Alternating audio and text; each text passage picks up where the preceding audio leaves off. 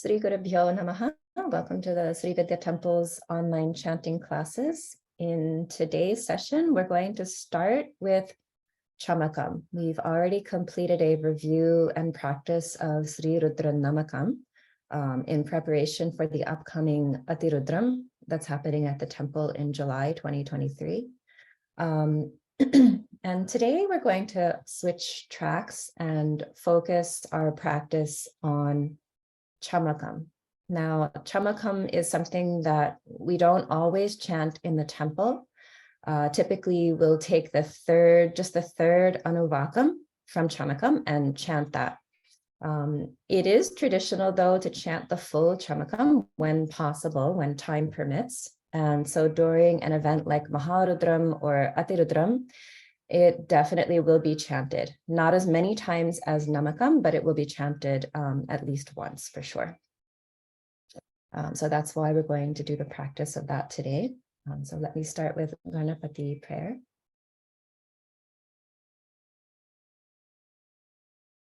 Om Shuklam Bharadharam Vishnum Shashivarnam Chaturbhujam Prasanna Dhyayeet Sarva Vikhnopashantaye.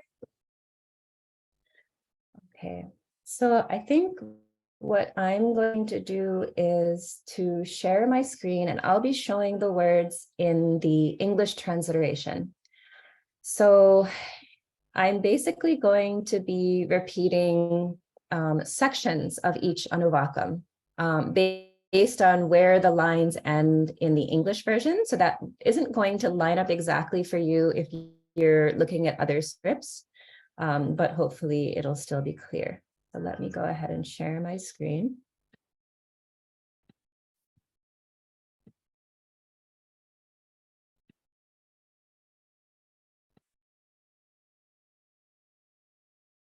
Okay, so here's Chamakam in English. All right, I'm going to start with the first line.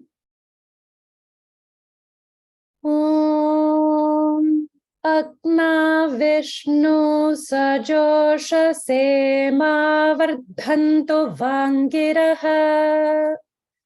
Om Atma Vishnu Sajosha Sema Vardhantu Vangiraha. Om Agna Vishnu Sajosha Sema Vardhantu Vangiraha. Next line. Dyumnairvaje bhiragatam.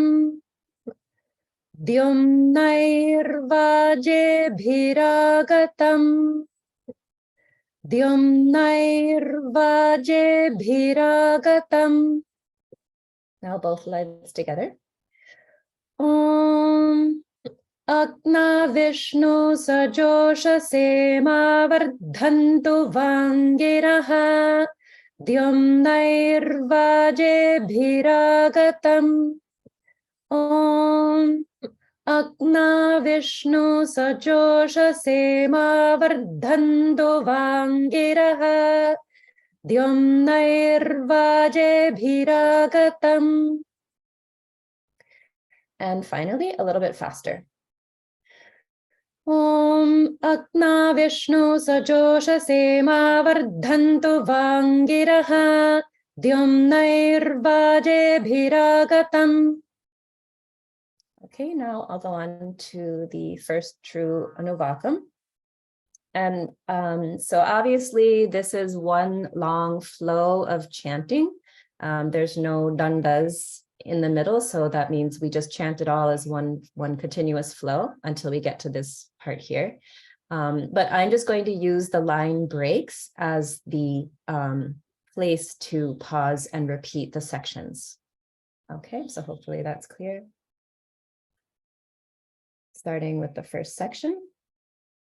Vajascha me prasavascha me prayatischa me prasitischa me dhitischa me So I'm not going to be pointing out the places with holding after dirgha in every occasion. If I don't mention one, don't assume that it's not there.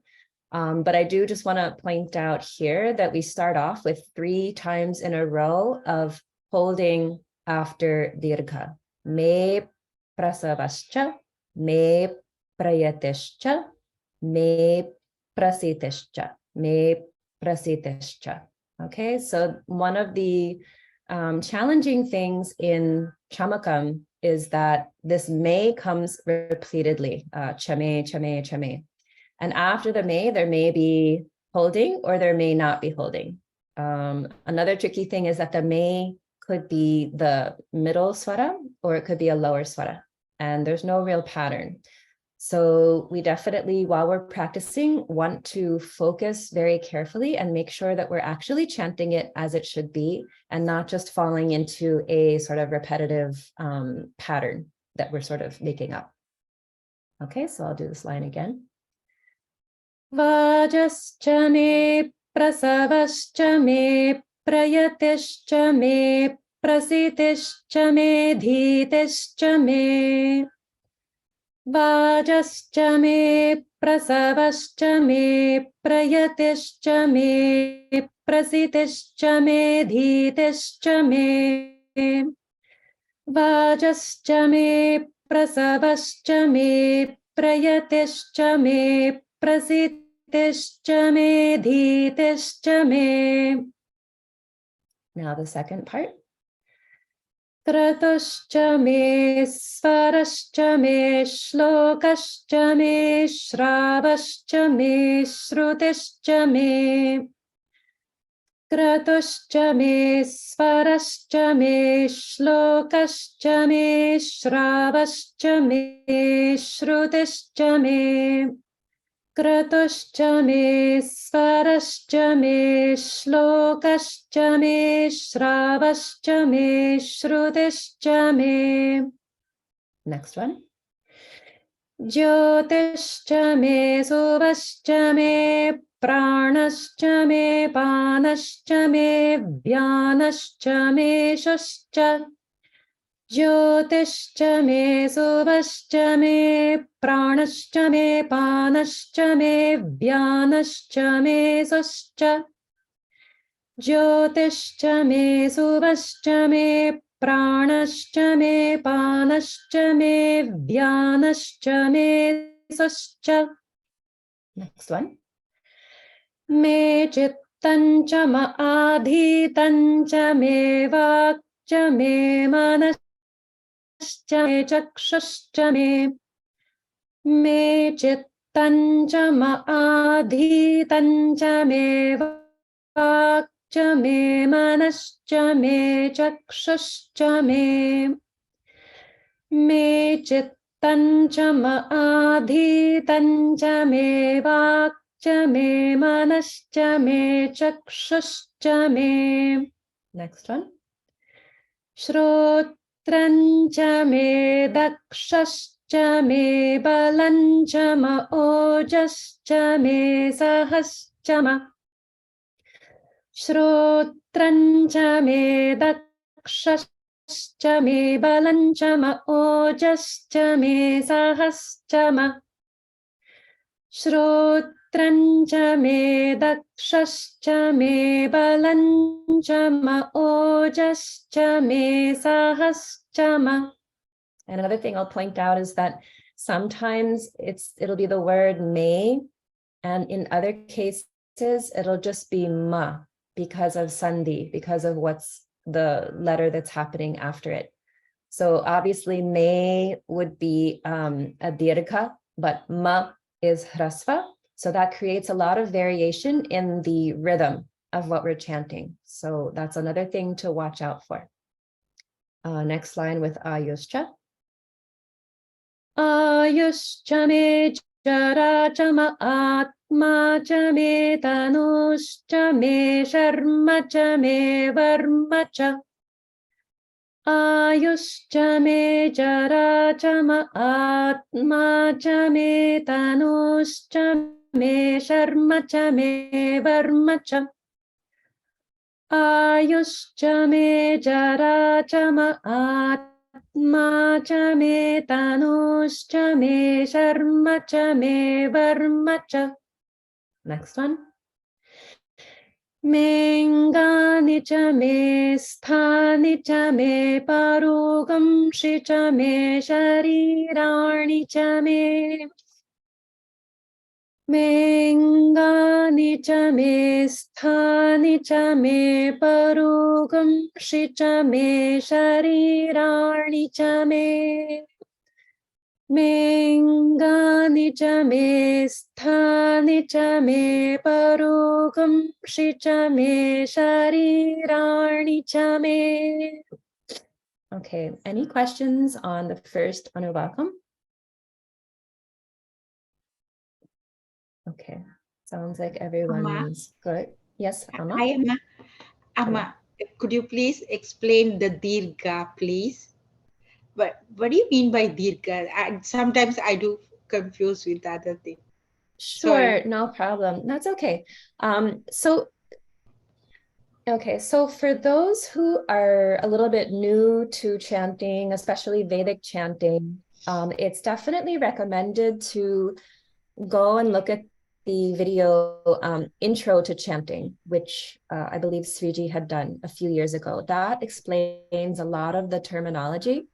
And then also some of the earlier classes like Durga Suktam or Purusha Suktam, probably there's some repetition of what is dirgha, what is meant by holding, and things like that. So just so people can always go back and look at that for the explanation. But just to give like a short recap, dirgha means long and hrasva means short. So in Sanskrit chanting or the Sanskrit language, vowels are categorized either as hrasva or as dirgha, meaning that they're pronounced for one beat or two beats. So a hrasva, so if you're looking on the page, a dirgha would be this long A, the ah sound in vajascha. A hrasva would be like this regular in cha. So it's cha. So it's the difference between and So one is longer, one is shorter. And that's what creates, that's part of what creates the rhythm in Sanskrit chanting. So that's why we refer to those vowels as dirgha or long. Does that make sense? Yes, Amma. Amma, sometimes, when you chant with the namaham also, the long chant and short one, the line in downward, and it's hard to catch how do you pronouncing it. So that's why I already went to the Sriji's, I guess, you Sure. made this one. Mm-hmm. And sometimes, when you chant, the downward line and upward line, it's confusing. So that's why I asked. No, it's very understandable. People have questions. One thing I'll suggest is maybe you can save this kind of general question for the end of the class. Okay, Ma, sorry. So no, that's no problem at all. So that way, and anyone else can, is welcome to do that. So that way we can take a little bit more time to explain those things at the end of the class. And right now, maybe what's easiest is if we focus on just questions about specific pronunciations in the sections that we're doing. But definitely we can spend some time later to go over that. Okay? Okay, thank you, Amma. No problem. Okay, any other questions on the material we just covered in Anuvakam 1? Ma, can you just do that line where we have Pranaschame, Panaschame, and the Vyanaschame? Can you do that? Because Sure. that is little. Okay, so here what we have is after me, pranascha, so there's holding here, but then immediately this me is followed by just pa, so there's no holding here, so that creates a little shift in the rhythm. So I'll start from Jyotischa.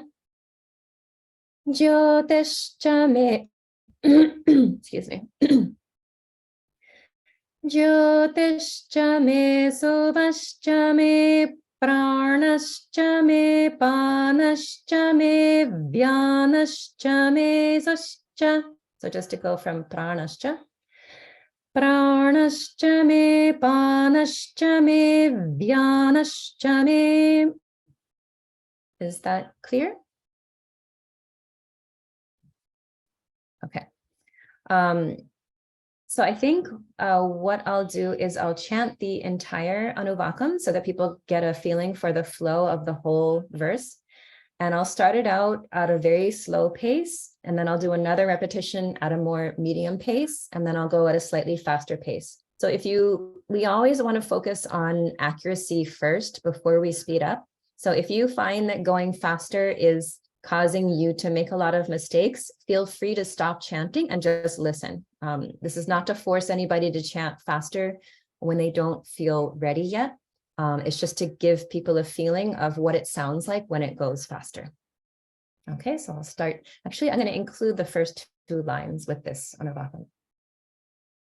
Om Agna Vishnu Sajosha Sema Vardhanto Vangiraha Dyam Nairvaje Bhiragatam Vajascha me prasavascha me prayatischa me prasitischa me dhitischa me kratuscha me svarascha me shlokascha me shravascha me shrutischa me jyotischa me suvascha me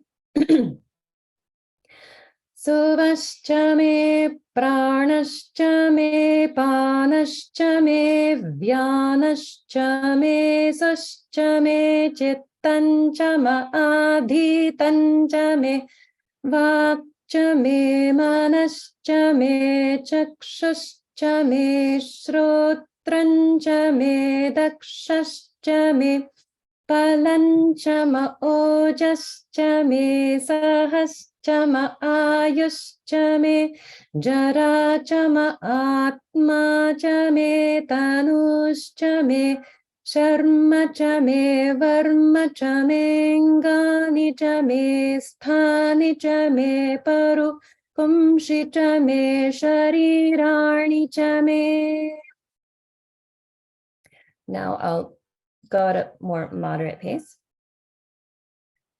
Om Agna Vishnu Sajosha Sema Vardhantu Vangiraha Dyam Nairvaje Bhiragatam Vajascha me prasavascha me prayatischa me prasitischa me dhitischa me kratuscha me sarascha me shlokascha me shravascha me shrutischa me jyotischa me suvascha me pranascha me panascha me vyanascha me suscha me chittancha maadhitancha me vakcha me manascha me chakshuscha me Shrotrancha me dakshascha me balancha ma ojascha me sahascha ma ayuscha me jaracha ma atma cha me tanuscha me sharma cha me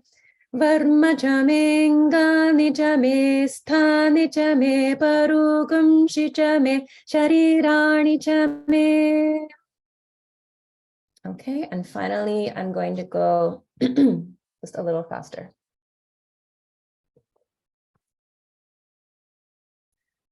Om Agna Vishnu Sajosha Sema Vardhantu Vangiraha Dyam Nairvaje Bhiragatam Vajascha me prasavascha me prayatischa me prasitischa me dhitischa me kratuscha me svarascha me shlokascha me Shravascha me srutischa me jyotischa me suvascha me pranascha me panascha me vyanascha me suscha me chittancha maadhitancha me vakcha me manascha me chakshuscha me shrotrancha me Dakshascha me balancha ma ojascha me sahascha ma ayuscha me jaracha ma atma cha me tanushcha me sharma cha me varma cha me ngani cha me sthani cha me parugamshi cha me sharirani cha me.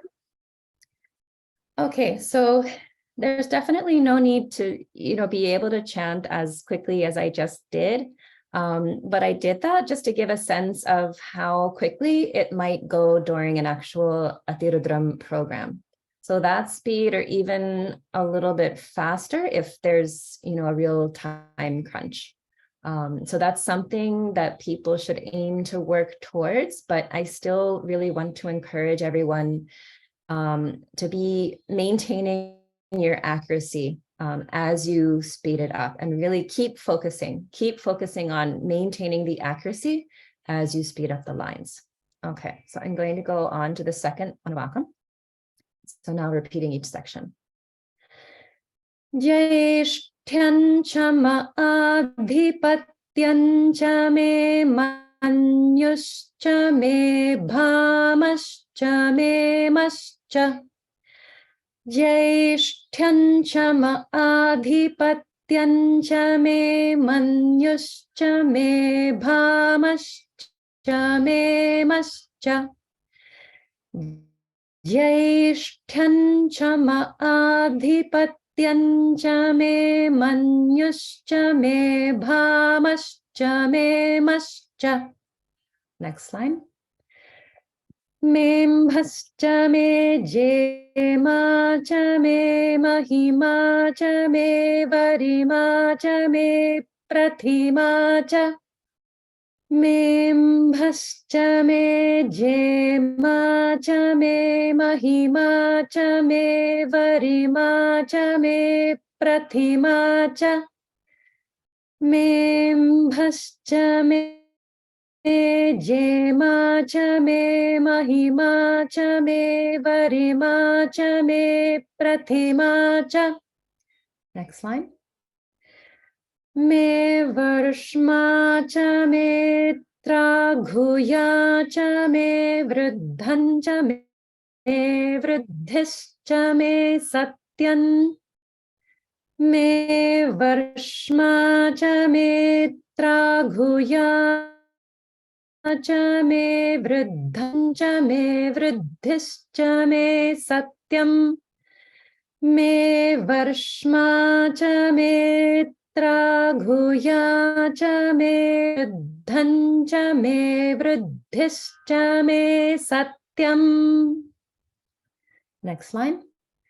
Cha me shraddha cha me jagat cha me dhanan cha me vashascha me tvishascha. Cha me shraddha cha me jagat cha me dhanan cha me vashascha me tvishascha. Cha me shraddha cha me jagat cha me dhanan cha me vashascha me tvishascha. Next line. Me krida cha me modascha me jatan cha me janishyamanam cha me suktan. Me krida cha me modascha me jatan cha me janishyamanam cha me suktam. Me krida cha me modascha me jatan cha me janishyamanam cha me suktam. Next line.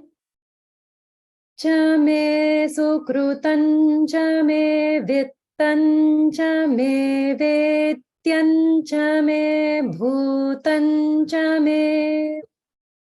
Cha me sukrutan cha me vittan cha me vetyan cha me bhutan cha me.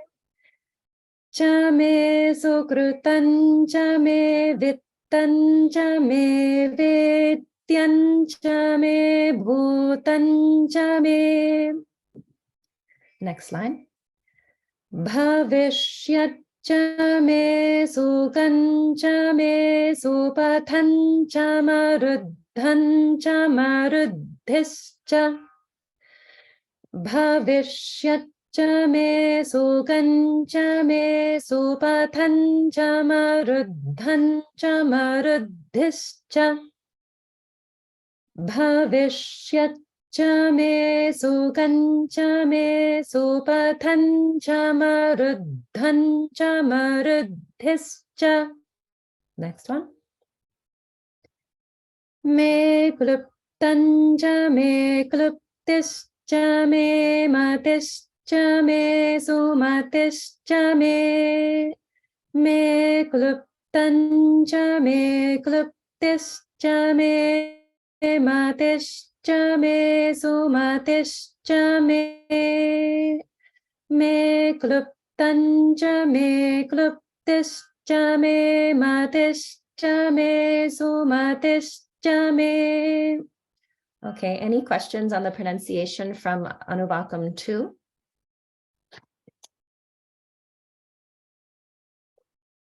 Okay. So now what I'll do is I'll chant the full Anuvakam, going slowly, moderately, and then faster. Jaishthyan cha ma'adhipatyan cha me manyuscha me bhamascha me mascha me mbhascha me Jema cha me mahima cha me varima cha me prathima cha me Parshma cha me traghuya cha me vruddhan cha me vruddhischa me satyam cha me shraddha cha me jagat cha me dhanam cha me vasascha me Tvishascha me krida cha me modascha me jatan cha me janishyamanam cha me suktan cha me sukrutan cha me vittan cha me vedyan cha me bhutan cha me bhavishyat cha me Sukhan cha me supathan cha maruddhan cha maruddhischa me kluptan cha me kluptischa me matischa me sumatischa me. Now a moderate speed. Jaishthyan cha ma'adhipatyan cha me manyuscha me bhamascha me mascha me mbhascha me jema cha me mahima cha me varima cha me prathima cha me parshma cha me traghuya cha me vruddhan cha me vruddhischa me sat Satyancha me shraddha cha me jagat cha me dhanancha me vasascha me tvishascha me krida cha me modascha me jatancha me janishyamanam me suktancha me sukrutancha me vittancha me vedyancha me bhutancha me bhavishyat cha me sukhan cha me supathan cha maruddhan cha maruddhischa me kluptan cha me kluptischa me matischa me sumatischa me. Now faster. Jaishthyan cha ma'adhipatyan cha me manyuscha me bhamascha me mascha me mbhascha me jema cha me Mahima cha me varima cha me prathima cha me varshma cha me traghuya cha me vruddhan cha me vruddhischa me satyam cha me shraddha cha me Jagatcha me dhananja me vashascha me twishascha me kridacha me modascha me jatanja me janishyamarnanja me suktanja me sukrutanja me dittanja me vedyanja me bhutanja me bhavishyatja me suganja me supatanja maruddhanja maruddhischa me kliptanja me Kluptanja me, kluptischa me, matischa me, sumatischa me. Okay. So one thing you might notice is that if you're practicing at a very slow speed, and I do recommend doing that practice at least part of the time, you may find yourself getting bored, or you may find it harder to concentrate, or you may find yourself sort of wanting to speed up a little bit because it feels more natural. But it's very good to create a certain kind of discipline and also to train your brain to maintain the same tempo and to maintain the right rhythm, even at a slower pace than you're used to. It's like a very good exercise for your brain and your ability to chant with the correct rhythm and the correct tempo. So I do recommend practicing by yourselves at these different kinds of speeds.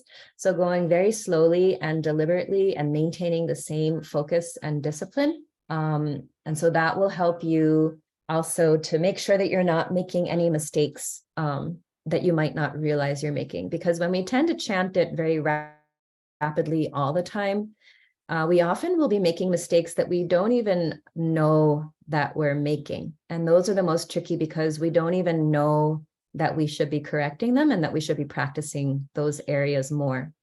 So those mistakes will often get sort of drilled into our brains for a long time. So definitely recommend practicing at that kind of a slow and deliberate pace, at least part of the time. And then when you feel totally comfortable, start increasing the speed.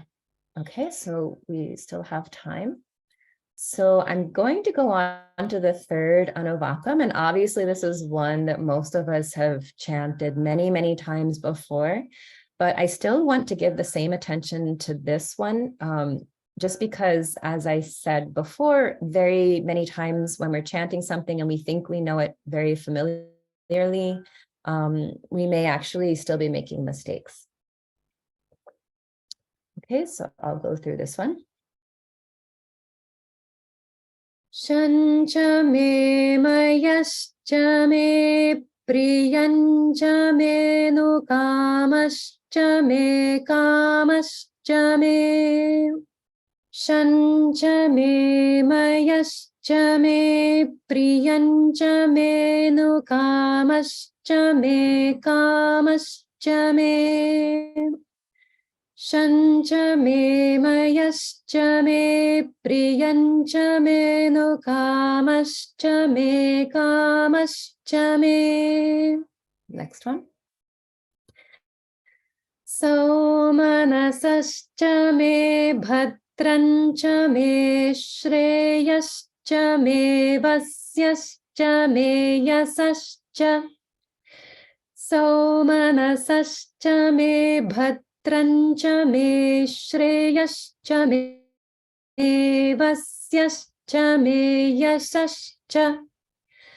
So manasascha me bhadrancha me shreyascha me vasyascha me yasascha. Next one. Me bhagascha me travinancha me yanta cha me dharta cha me kshemascha. Me bhagascha me travinancha me yanta cha me dharta cha me kshemascha. Me bhagascha me travinancha me yanta cha me dharta cha me kshemascha. Next one. Me dhrutischa me vishpancha me mahascha me samvitcha cha me jnatrancha me dhrutischa me vishpancha me mahascha me samvitcha me jnatrancha me dhrutischa me vishpancha me mahascha me samvitcha me jnatrancha me. Next one. Suscha me, sorry. Suscha me prasuscha me sirancha me layascha marutancha me mrutancha. Suscha me prasuscha me sirancha me layascha marutancha me mrutancha. Suscha me prasuscha me sirancha me layascha marutancha me mrutancha. Next one. Me yakshmancha me namayaccha me jivatuscha me dirghayutvancha. Me yakshmancha me namayaccha me jivatuscha me dirghayutvancha. Me yakshmancha me namayaccha me jivatuscha me dirghayutvancha. Now the next one. Me namitrancha me bhayancha me sugancha me shayanancha me susha.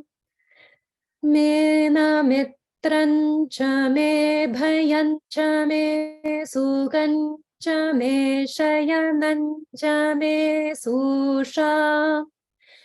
Me namitrancha me bhayancha me sugancha me shayanancha me susha. Last line. Cha me sudinan cha me sudinan cha me sudinan cha me. Okay, any questions on the third Anuvakam? No questions, but actually this is very good because as you said, especially Shanchame, Maheshame, it's memorized, and now only actually I'm looking at where the may goes down and where the may comes. Exactly. Yeah. And this very what true. you have broken up is really good because it's breaking the continuity in my mind. So Right. I have to look, and then I'm seeing how many mistakes are coming out of that. Thank you. Those are really, really good points. And that's exactly what I've found myself, is that when we have rushed the process of memorizing something and we stop looking at the page, sometimes mistakes are there that we didn't realize about. And if we can realize our mistake, then we can improve it, we can correct it. It's when we don't realize the mistake that we run into troubles in the long term. And you also made a good point that breaking up the lines and repeating them really forces you to actually look at the page and to look at the swaras. And so even for me, when I'm breaking this up, it's hard for me to chant the lines as they're meant to be, because I'm not used to breaking it up. And I'm also not used to chanting slowly, which is why it may sound a little wonky when I chant slower, because the main way that I chant this is during a large event where it goes super fast. So that's kind of what I'm used to by this point. But yeah, those are really good points, that breaking it up like this is also a really good way to practice and to really focus your mind to look at it with like new eyes or beginner's eyes. Very good to have that concept of beginner's mind when you look at something to practice. So now what I'll do is I'll do the repetitions. Shancha me mayascha me priyancha me nukamascha me kamascha me saumanasascha me bhatrancha me shreyascha me vasyascha me yasascha me bhadascha me Travinancha me yantacha me dhartacha me kshemascha me dhrutishcha me vishpancha me mahascha me samvitcha me jnatrancha me suscha me prasuscha me sirancha me layascha maruchan Chame mrutan chame yakshman chame namayat chame jivatush chame dirghayutvan chame namitran chame bhayan chame sukhan chame shayanan chame susha chame sudinan chame. Now medium speed.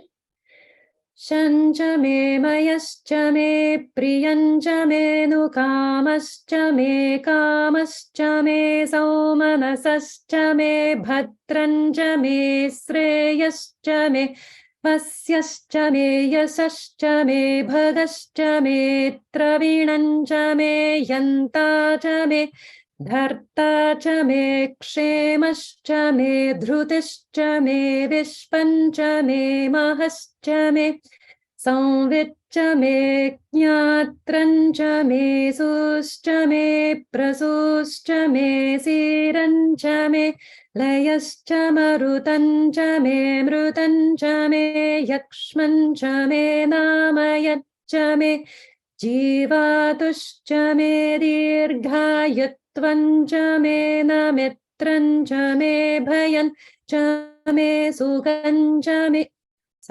Sukhancha me shayanancha me sushacha me sudinancha me. Now faster.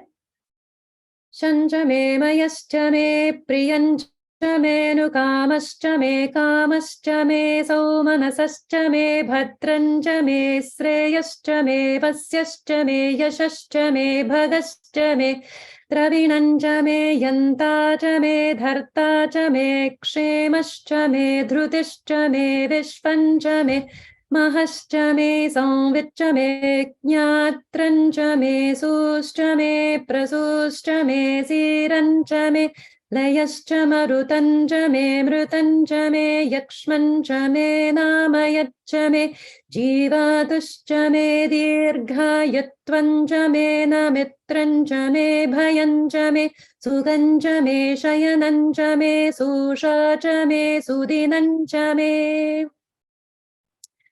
One other thing I want to point out is that obviously for something that's this long, it's difficult to chant it in a single breath. Most people do need to take a breath at least once. I personally need to take a lot of breaths just because I have trouble, chanting these longer sections. One thing is that you want to avoid taking a breath in certain places because that will introduce a break that should not be there and technically does change the meaning. So I'll give some examples, like here where we see me mrutam or something like me bhayam. So this is not me mrutam. This is not mrutam. This is amrutam. So this little apostrophe or the avagraha in other scripts will tell you that there should be an here in the original word. So amrutam obviously means immortality or being free from death, whereas mrutam means death. So if we were to take a breath here, just as an example, we'd be changing amrutam into mrutam. So we don't want to change immortality into death. And if anyone's listening to us, and they happen to hear us do that, and they happen to know the meanings of Sanskrit words, it will feel kind of jarring to them. So we do want to avoid taking a breath here where this avagraha is whenever possible. And so just to give another example, bhayam is different from abhayam. Abhayam means fearlessness or being free from fear, and bhayam obviously means fear. So we don't want to suggest that fear is what we want or how we are. So that does take a little bit of practice to figure out how to avoid pausing or taking a breath at these points, especially, here when so many come in a row. But I just wanted to point out that kind of finer point. Amma, Yes? could you please mention where can we take a breath instead of we are making anything wrong here? Yeah, so I mean, obviously when you're chanting in a large group, like no one person's voice is going to be very obvious. So, you can do that whenever you have to. The main thing when chanting in a group setting is you want to maintain the sync. So you don't want to be like half a beat behind or ahead of anyone else. So whenever you do take a breath, just try to come back in at the same place where everyone else is chanting, because maintaining that group sync is important. So aside from that, don't really worry about where you have to take a breath. It'll come more naturally the more that you chant something, and you'll get a feeling for it. But I just wanted to point that out because, I do hear some people comment on that sometimes. And so I just want to avoid anyone being in the situation where they happen to pause there and someone may say something. Thank you. Okay. No problem. But yeah, when you're practicing and when you're in a group setting, like just breathe when you have to breathe. And the more you chant, the easier it will get. It can be a longer journey for some, like myself, but the more you do it, the easier it'll be. Okay, so it's already 10:53. So I'm going to pause after the third Anuvakam. So let's see, I'm going to stop sharing the screen. So now if anybody has any general questions, they can feel free to ask. Amma, in SVT, the learning center, they have Rudra chant, Durga Suttam. They don't have Sri Suktam, right? Do they? I checked, they have only Rudra. Correct. We haven't done Sri Suktam so far. I could do that. One of the issues with Sri Suktam is that there's no one standard version. And there are some reasons for that. Like if something like Durga Suktam, it's very easy. You go to Krishna Yajurveda in a particular section and it's right there. It's very obvious. It's very clear. Same thing for Namakam, Chamakam, Purusha Suktam, if you're doing it in Yajurveda style or Krishna Yajurveda. It's very easy to find those standard versions. Whereas Sri Suktam, for some different reasons, there isn't really an easy version. So we've been spending some time to come up with a good version for that. So I may do that in the near future, but that's kind of the reason why that there isn't really a good textual version that I could say, yes, this comes from this particular section of the Vedas, and this is how we're going to teach it. But hopefully we can do a class on that sometime soon. Oh, thank you. And before they have Kanagadhara Stotram and now they don't, right? Yeah. Years ago, I did the Kanakadhara and it was done in a different way. It was years ago, and that was on the old website. I'm not sure if it's on the new website. It might be there somewhere. So maybe we can see if we can find it. But yeah, that was done many years ago and not as a video. It's just that I just did it as sound recordings. Yeah, but much easier for us to go back and go with the line. If you put again, thank you so much. That would be okay. Thank you Thanks so for much. the feedback. Yeah, we'll see if we can find that. Thank you. Thank you. Any other general questions? Terminology, chanting, anything like that? Okay, then I think everyone sounds like they're all good. So in the next session, so next weekend is actually the Rashi Mandala Puja on Saturday. So Sunday, we'll see how it goes. So we may do it on Sunday. I think it's still possible. We'll just continue with Chamakam. Okay, so thank you everyone for joining, and we'll see you next time. Sri Gurubhyo Namaha. Thanks, Amma.